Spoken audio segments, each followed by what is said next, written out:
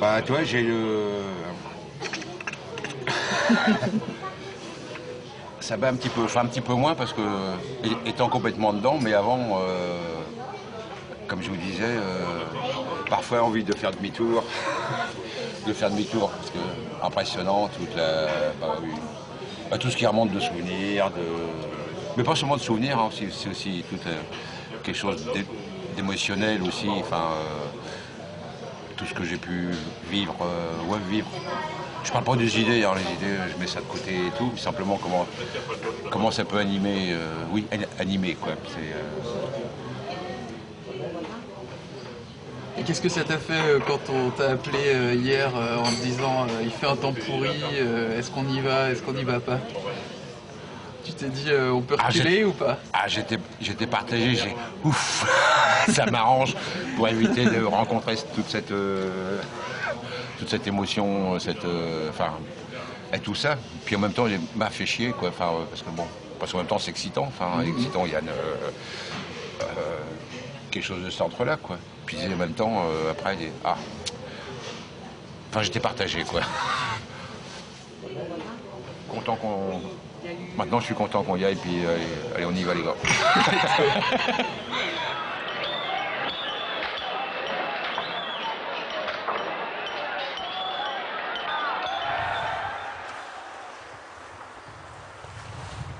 Ça s'appelait déjà comme ça? C'était lycée. Lycée? C'était Fontenelle déjà? Ouais.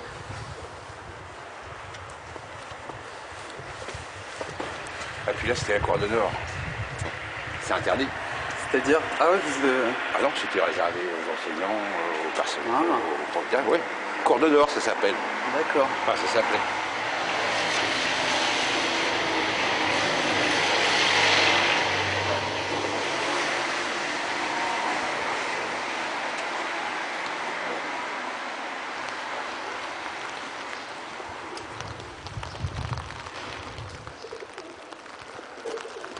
Bon, la façade, ça a changé ou pas? Ah, complètement, enfin, tout ça, là. Ça, c'est toujours la même? Ça, là aussi, ça a changé. Ah oui, non, ça n'a pas changé. Ouais. Ça n'a pas changé. Mais... Ouais.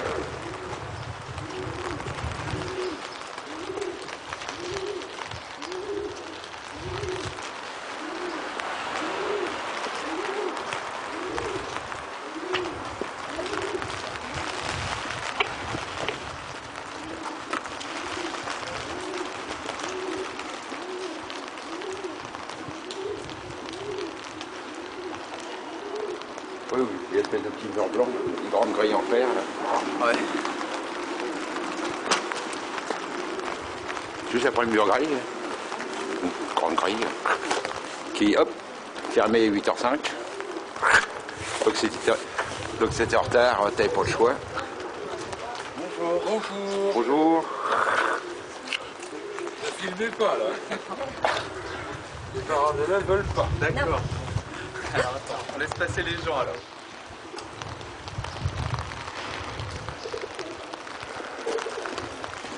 Ici en rang. De la 6e à terminale. Hein.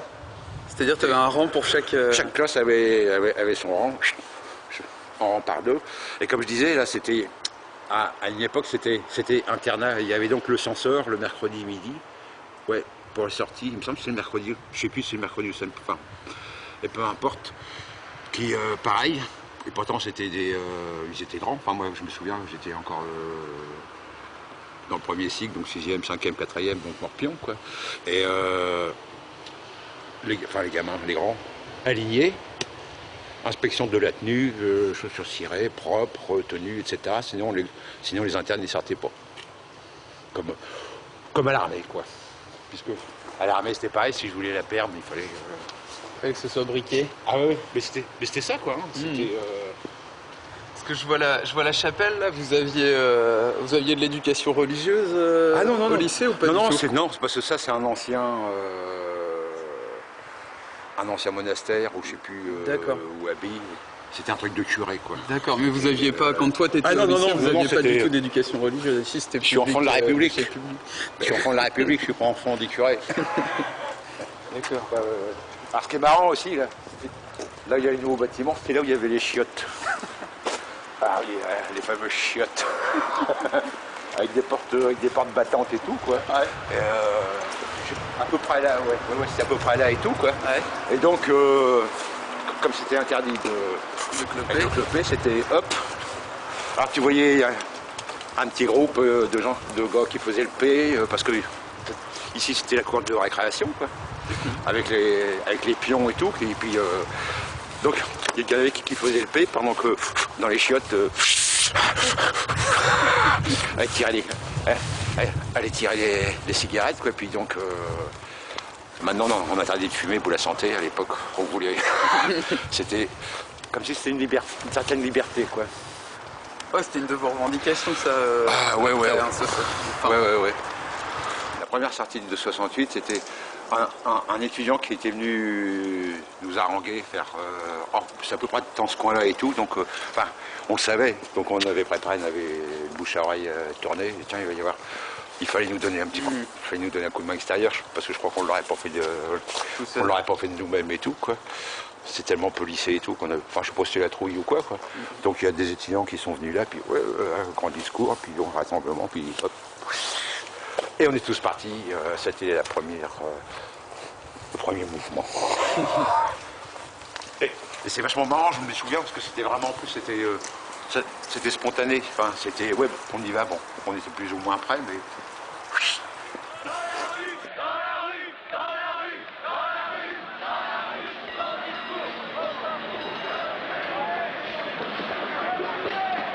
Donc ici, là, les rues, enfin tout le quartier ici, il y avait pas les immeubles là en face, c'était que des vieilles maisons.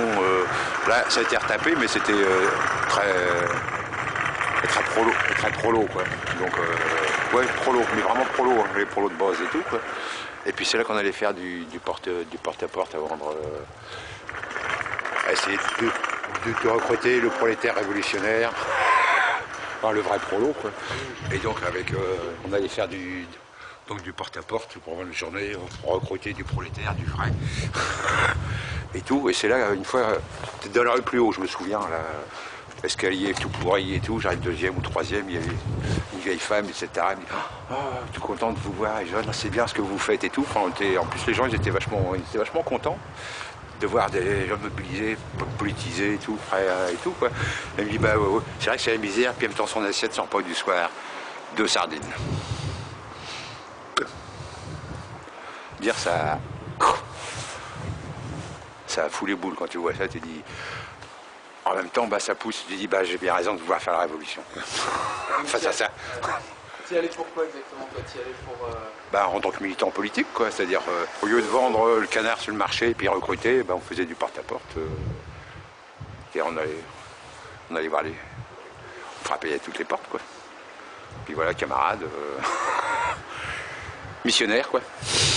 c'est ce que tu disais, ici c'était un quartier prolo, donc... Tout le quartier... Donc, en fait, la population du lycée était absolument pas la même. Ah oui, c'est ce qu'on disait tout à l'heure. Il y avait Corneille qui était la bourgeoisie, puis ici le reste... Bah, je sais pas, moi dans ma classe on était tous plus ou moins fils de prolo, milieu simple, quoi.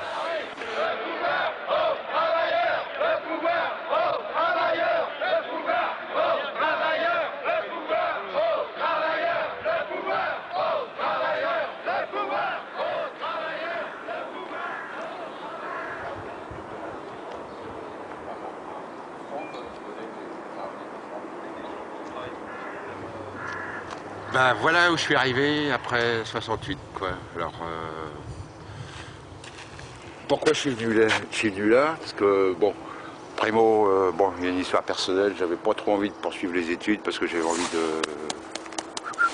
de me barrer de la famille et tout. Et puis en même temps, comme prenant la révolution prolétarienne, quoi, donc il fallait aller voir les prolos. C'est pas à la fac ou dans un bureau qu'on allait rencontrer les prolétaires. Donc, plus simple, bah, c'était de devenir prolo, quoi.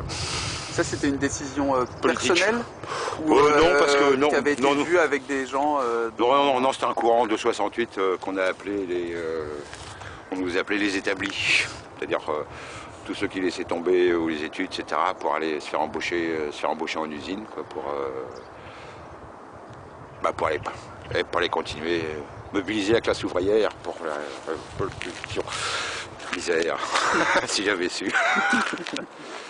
Donc voilà, donc j'ai quitté donc, au bac, j'ai dit bon bah j'arrête là, j'ai devancé l'appel pour me libérer du service militaire. Ensuite, après le service, j'étais passé en CAP parce que je dis quand même au moins avoir quelque chose, un métier manuel dans les mains, quoi.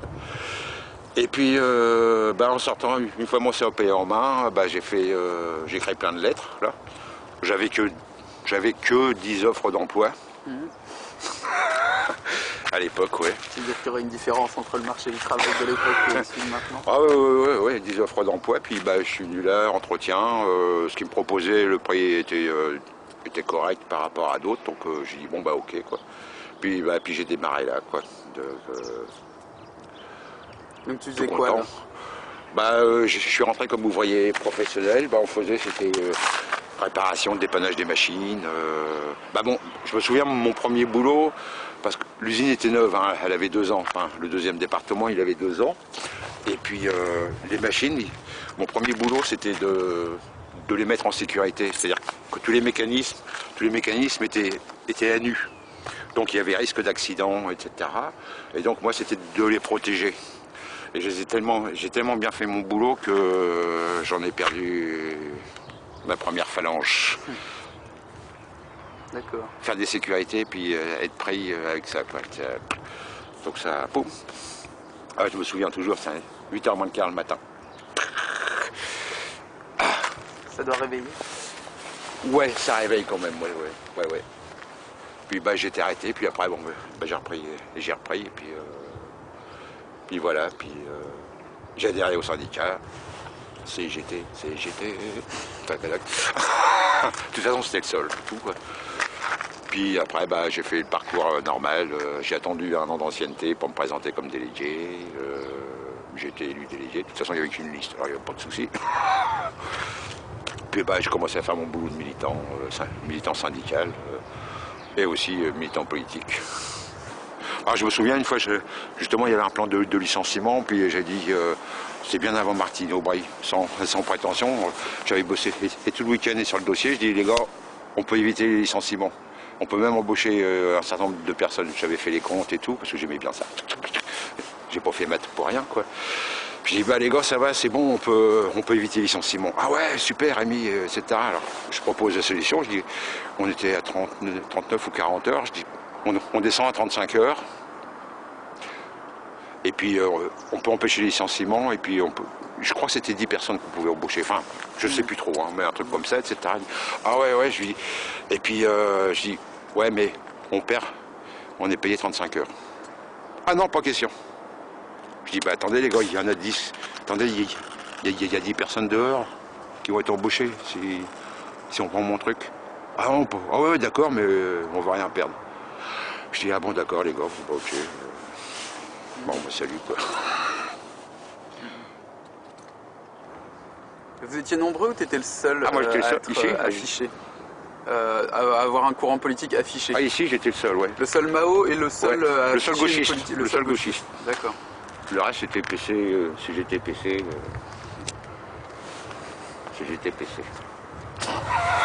D'accord.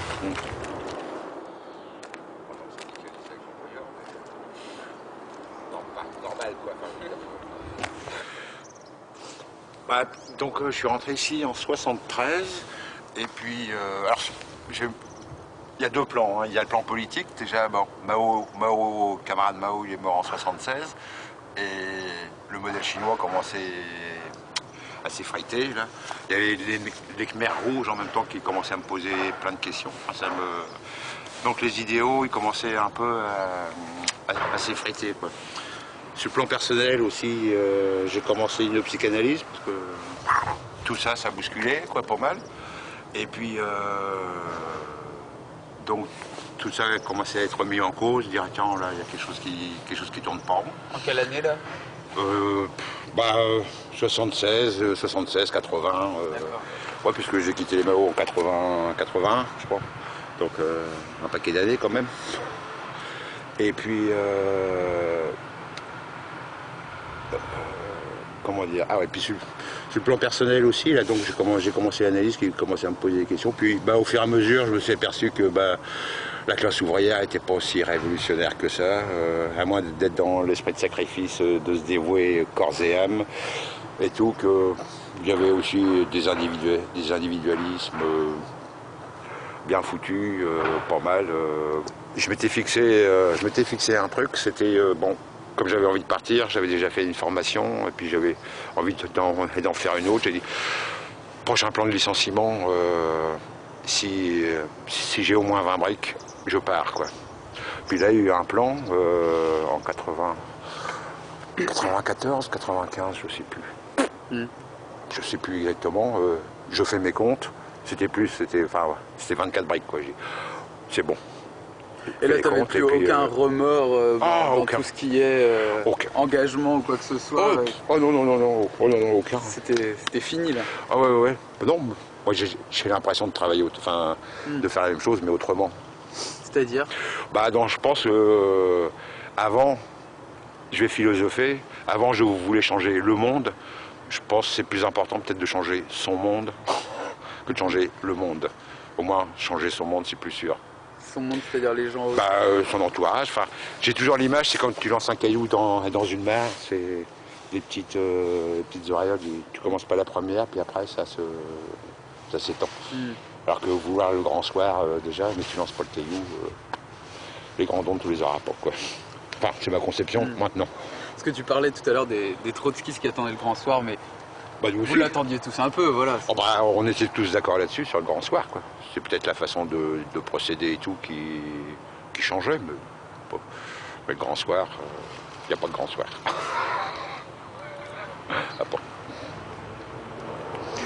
Et donc il y a eu ce compte, et puis je dis bon ok. Alors, le souvenir que j'ai de ça, c'est un vendredi que j'ai fini. J'ai arrosé ça avec les copains et tout. J'ai rangé toutes les affaires l'après-midi et tout, quoi. Je suis rentré chez moi, je me suis assis au bord du lit, j'ai pleuré pendant 3 heures. Et pas de tristesse, hein, mais plus fort que moi, hein, c'était 3 heures de larmes, et puis après je me suis senti léger. Vraiment tout ça, tout se passait qui. Ah oui, mais pour moi, voilà, les mouchoirs, ça y a été. Hein, c'était vraiment 3 heures. Hein. Assis au bord du lit, pleurer. Puis après. Pourquoi? Parce que c'est aussi à une époque, quoi. Ah ouais, il y avait tout, et tout ce qui était chargé de passer et tout qui se. Sortait à grand feu. Qui sortait, puis après. Légèreté, liberté et tout. Bon, ça peut empêcher aussi des moments de trouille. Bon, j'ai plus rien, maintenant, il faut que je reconstruise tout, quoi. Ah ouais, ça, c'est 3 heures de pleurs, mais incontrôlable. Et incontrôlé. Ah ouais, c'était. Mais c'était superbe en même temps. Ah ouais, bon. Ah ouais. Ouais, c'est un sacré moment, ça.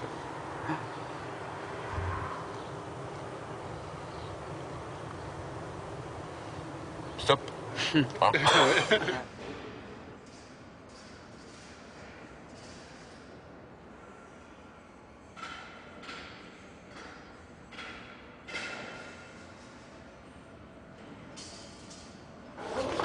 peux le dire? Quoi? Que c'est l'archevêché. Ouais, c'est l'archevêché, ouais. Yeah. Je sais pas le rapport 68, mais. Ça, c'est l'archevêché.